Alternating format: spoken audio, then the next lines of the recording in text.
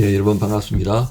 오늘 1월 27일 화요일 아침입니다. 예, 오늘부터 며칠 동안은 또 선지서 중에 미가서를 함께 나누겠습니다.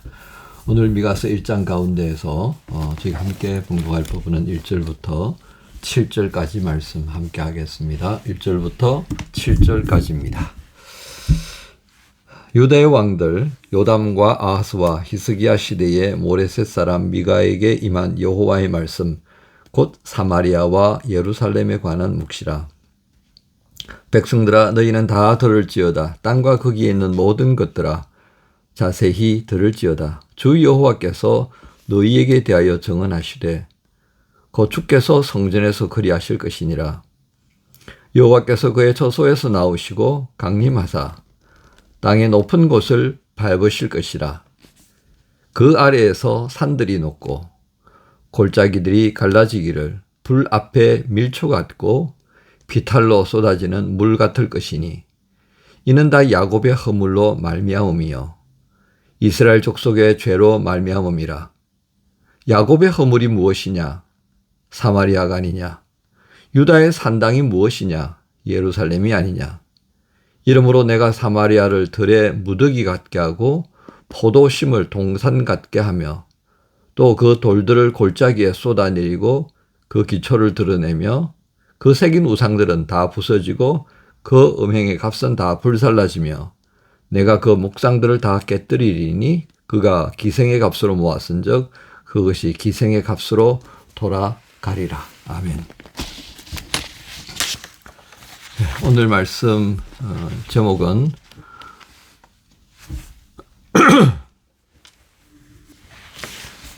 오늘 말씀의 제목은 이 슬픔을 어떻게 표현할 수 있을까? 이 슬픔을 어떻게 표현할 수 있을까입니다.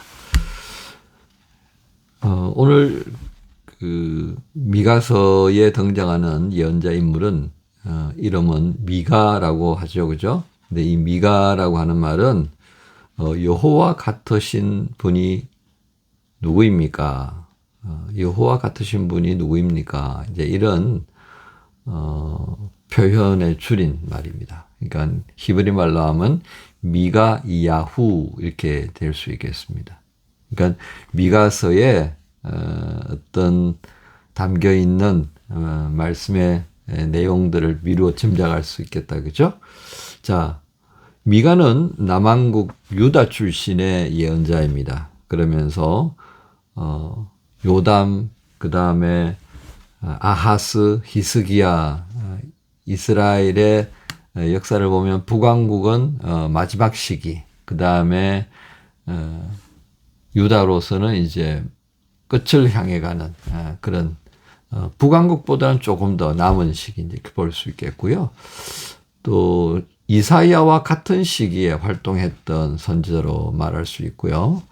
또 북왕국의 어떤 멸망을 직접 보았던 선지자다 이제 이렇게 말할 수 있겠습니다. 그러니까 미가는 북왕국의 멸망을 보면서 이제 남왕국의 그 마지막들을 하나님께서 어떻게 하실 것이다라고 하는 것을 알게 되었던 만큼 그 마음은 이르다 말로 표현할 수 없을 만큼 큰 슬픔, 걱정이 이제 많은 모습을 가졌다. 이제 이렇게 짐작할 수 있겠습니다. 말씀의 내용을 한번 보겠습니다. 1장의 내용은 크게 두 가지로 나눌 수 있는데요. 2절부터 7절까지는 사마리아와 예루살렘이 정말 황폐하게 될 거다는 말씀이 주를 이루고 있습니다. 그래서 예를 들면 사마리아 도는 그 도성은 완전히 파괴되어지고 그 성의 기초까지 드러나 버리는, 그리고 그 사마리아가 성이 있던 언덕은 다 무너져서 포도밭으로 바뀌어져 버리는 그런 형태가 되고요. 또 우상을 섬기던 그 우상은 모두 다 깨뜨려지게 될 것이다. 이렇게 말씀을 하고 있습니다. 그런데 7절의 말씀을 보면 좀 매우 의미심장한 표현이 납니다. 그 새긴 우상들은 다 부서지고, 이 부분은 제가 설명을 했습니다. 그런데 그 기생의 값으로 모았은즉 그것이 기생의 값으로 돌아가리라. 이제 이런 표현은 어떤 의미냐면요. 제가 돈을 모았는데 그것이 부정한 방법으로 돈을 모은 거예요. 그러니까 이 시대의 우상을 섬기는 이유가 무엇이었겠습니까? 풍요였습니다. 풍요. 그것이 주목적이었기 때문에 이제 바알과 아세라 신상들을 막 섬겼던 거죠. 또 이런 그 바알 신전을 가지고 있었다면 그 바알 신전에 주기적으로 일어나는 그 성적인 어떤 그런 그 파티가 이루어집니다. 이게 이제 풍요를 불러일으키는 그 종교적 의식의 하나였었어요. 그러니까 현대인들이 가지고 있던 그런 어떤 의식은 없는 거예요, 이게 지금. 왜? 그렇게 해서 그 성적 의식에 참여함을 인하여서 바알이 베풀어주는 그 풍요 제사에 자신들이 또한 해야 할 몫을 하는 것이었으니까요. 그러니까 제사에 참여하는 그런 정도의 의미로 생각하면 되겠습니다. 이것이 결국 플러스가 되어서 어떻게 돼요? 인간이 가지고 있는 음욕, 이것과 결합되어지니까 엄청난 부패의 음란한 그런 시너지 효과가 막 발생해 버린 거예요. 그렇게 해서 타락의 깊이와 넓이가 더해졌다. 이렇게 여러분 보시면 되겠습니다. 그러니까 구약 성경을 읽을 때 이제 음행에 대한 단어들이 많이 나오지 않습니까? 그게 바알의 제사와 밀접한 관계가 있다는 것. 그들의 성적 축제와 연결되어 있다는 거 보시면 되겠습니다. 그러니까 그렇게 해서 얻은 부정한 어떤 재물들, 그게 내가 누릴 수 있을 것 같아. 그거 아니다. 너희들은 못 누린다. 결국 어떻게 되었습니까? 사마리아가 무너지면서 그 사마리아를 무너뜨렸던 아시리아가 그 부를 다 가져가잖아요. 그죠? 바로 그런 의미로 오늘 본문의 말씀 7절을 이해하시면 되겠습니다. 그 다음에 두 번째는요, 8절부터 16절까지가 되는데, 이 부분은 이제 되어질 일을 알고 애통함을 표현한 겁니다. 그 애통함, 이 애통함이 대단히 문학적으로 표현이 되는데요. 예를 들면, 여러분 제가 이렇게 예를 좀 들어보겠습니다. 10절에 보면 이제 가드부터 시작해가지고요, 익숙하지 않은 그런 지명이 막 등장합니다. 10절만 하더라도 가드가 등장하고요, 베들레 아브라가 등장하고요, 사벨, 이런 여러 가지 그 지명들이 등장합니다. 이 지명이 이게 뭘까 좀 찾아봤는데요. 뭐 몇 가지 그 견해들이 있습니다. 그런데 대체적으로 모아지는 견해는 이 애통함, 이 사마리아와 예루살렘이 겪게 되어질 그 비통한 어떤 무너짐의 결과들을 문학적으로 표현하기 위해서 사용했다는 겁니다. 또 실제로 이 도시들은 그 유다 지경에 존재하는 그런 주변 도시들 중에 다 속해 있다, 이렇게 볼 수 있고요. 그래서 예를 들면 이렇습니다. 10절 끝절에 베들레 아브라라고 하는 이 지명이 등장하죠. 이건 유다 서쪽 경계에 있는 도시입니다. 이제 베들레 아브라라고 하는 것은요, 베들이라고 하는 이것은 하나의 도시 뭐 이렇게 표현할 수 있고요. 아브라라고 하는 것은 먼지라고 하는 것으로 또 우리가 표현할 수 있습니다. 그래서 이 두 개가 같이 합쳐가지고 어떻게 하냐면 먼지 도시예요. 먼지 도시.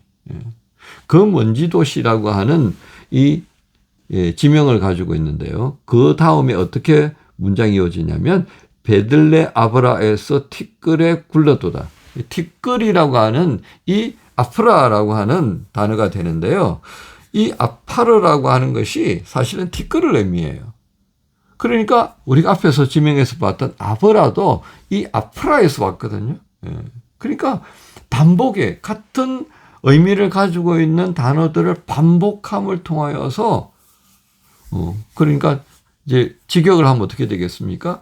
먼지 도시가 먼지에 뒹굴겠다. 뒹굴게 될 거다. 강조하는 거예요. 반복을 통하여서 그 의미를 깊이 있게 표현하는 겁니다. 그래서 유사한 지명을 가져와서 그 슬픔, 그 애통함, 그 두려움들, 그가 당할 모든 현상들을 이렇게 표현해요. 이게 문학적 표현이다라고 하는 겁니다. 그래서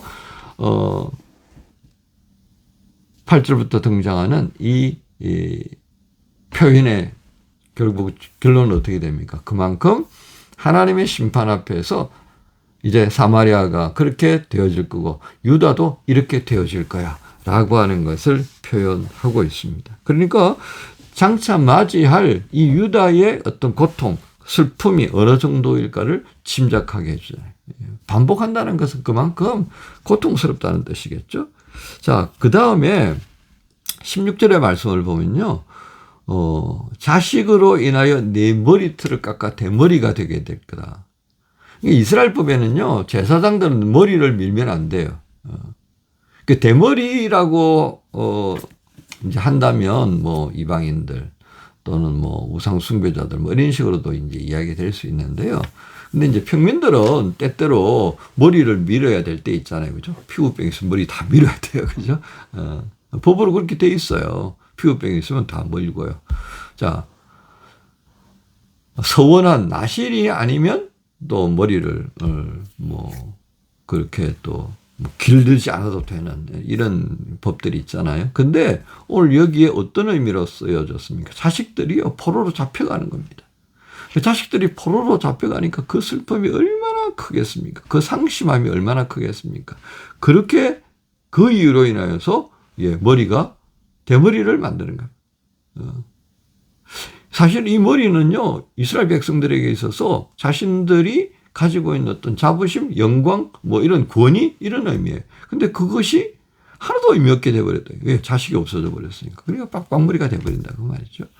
자, 같이 병행되었습니다. 도시의 지명들을 이용해서 대머리의 표현을 이용하여서 그 고통, 그 슬픔이 얼마나 큰가라는 문학적 표현으로 사용합니다. 말씀을 이제 좀 마무리하죠. 여러 가지 의미를 우리가 다 이용할 수 있습니다만은 분명한 것은 미가는 이미 후광국의 멸망을 이미 경험했습니다. 그리고 그 심판이 이제 유다에 임하기 직전의 상황이 되어 있습니다. 그 비통함을 이렇게 다양한 문학적 표현으로 우리가 볼 수 있도록 그렇게 미가서가 기록이 되어졌습니다. 중요한 것은요, 어떻습니까? 불의한 부, 그것이 어떻게 되는가를 우리에게 보여주었고요. 그리고 내가 그렇게 생명처럼 아끼는 자식까지도 지킬 수 없는 그런 하나님의 심판이 내게 임할 것이다. 그래서 사마리아는 그 불의한 재물을 다 날렸다면, 유다는 그 후손들이 이제 끊어져 버리게 되는 이 비통함 장면들을 표현한 겁니다. 그래서 오늘 제목을 어떻게 표현했다고? 이 슬픔을 어떻게 표현할 수 있을까? 여러분, 우리가 하나님 앞에서 심판을 맞이하게 될 때의 그 슬픔이 얼마나 극심한가를 보여줍니다. 그래서 예수 그리스도 안에서 우리를 구원하신 거예요. 이 슬픔을 겪지 아니하고요, 하나님을 만나는 그날 기쁨과 감사로 맞이할 수 있도록. 그러니까 오늘 이 슬픔에서 벗어나게 하신 그리스도의 은혜를 생각한다면 오늘 우리가 화요일을 어떻게 지내야겠습니까? 그죠? 하나님께 더 감사하고 하나님께 더 영광을 올려드릴 수 있는 그 길을 가야 하지 않겠습니까? 불의한 재물이 아니라, 모두에게 포로가 잡혀가 버리는 그런 나의 자녀가 아니라 하나님 앞에서 기쁨이 되어지고 하나님 앞에 영광이 될 수 있는 그런 하루를 또 한번 살아가야 하지 않겠습니까? 오늘 미가서 1장이 오늘 우리의 새로운 시작을 위한 화요일 아침에 큰 또 도전이 되어지는 말씀으로 묵상할 수 있기를 소망하면서 여러분 모두를 우리 주님 예수님의 이름으로 축복합니다. 주님 감사합니다. 미가서 1장에 등장하는 이 다양한 문학적 표현을 통하여서 북왕국 사마리아가 겪고 그 다음에 남왕국 예루살렘이 겪게 되어질 이 비통한 그 미래를 노래하고 있는 미가서의 마음을 또 헤아려 볼 수 있게 해주셔서 감사합니다. 하나님 구합니다. 우리에게 이 말씀을 알게 하셨사오니 우리가 맞이할 미래, 하나님을 만나게 되는 그날이 슬픔의 날, 고통의 날이 아니라 기쁨과 감사의 날로 맞이할 수 있도록 오늘 이 화요일 주님의 마음에 합당한 모습으로 기쁨과 감사와 영광을 올려드릴 수 있도록 맞이하게 하옵소서. 예수님의 이름으로 기도합니다. 아멘. 주여, 우린 연약합니다. 우린 오늘을 힘겨워합니다. 주 뜻 이루며 살기에 부족합니다.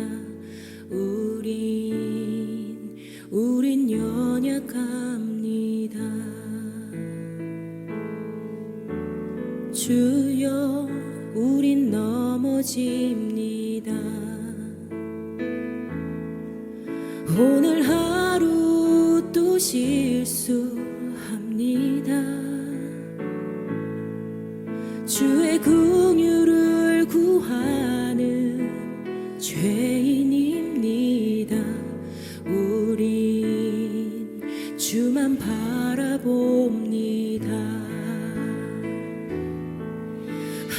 한없는 주님의 은혜 온 세상